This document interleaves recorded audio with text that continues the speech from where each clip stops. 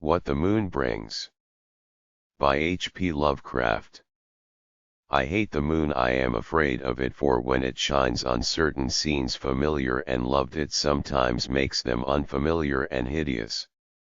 It was in the spectral summer when the moon shone down on the old garden where I wandered,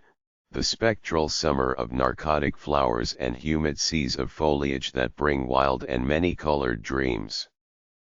And as I walked by the shallow crystal stream, I saw unwanted ripples tipped with yellow light, as if those placid waters were drawn on in resistless currents to strange oceans that are not in the world. Silent and sparkling, bright and baleful, those moon-cursed waters hurried I knew not whither, whilst from the embowered banks white lotus blossoms fluttered one by one in the opiate night wind and dropped despairingly into the stream, swirling away horribly under the arched,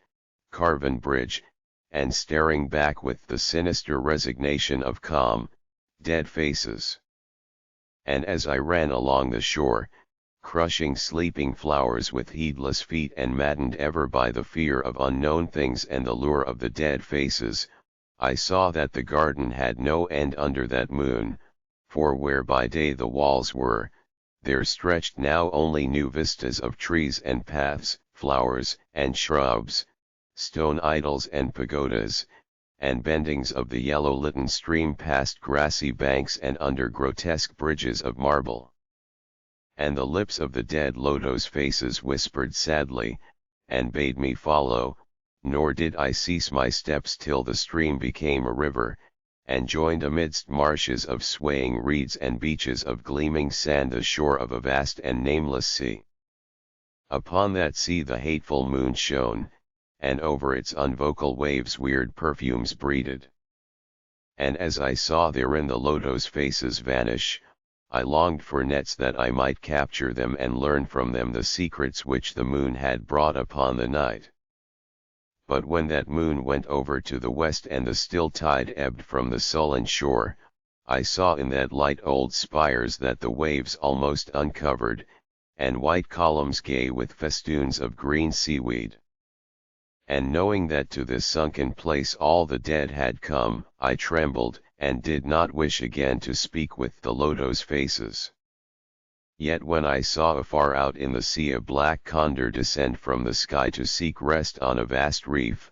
I would fain have questioned him, and asked him of those whom I had known when they were alive. This I would have asked him had he not been so far away, but he was very far, and could not be seen at all when he drew nigh that gigantic reef. So I watched the tide go out under that sinking moon, and saw gleaming the spires, the towers, and the roofs of that dead, dripping city. And as I watched, my nostrils tried to close against the perfume-conquering stench of the world's dead, for truly, in this unplaced and forgotten spot had all the flesh of the churchyards gathered for puffy sea worms to gnaw and glut upon. Over these horrors the evil moon now hung very low, but the puffy worms of the sea need no moon to feed by. And as I watched the ripples that told of the writhing of worms beneath, I felt a new chill from afar out whither the condor had flown, as if my flesh had caught a horror before my eyes had seen it. Nor had my flesh trembled without cause, for when I raised my eyes I saw that the waters had ebbed very low, shewing much of the vast reef whose rim I had seen before.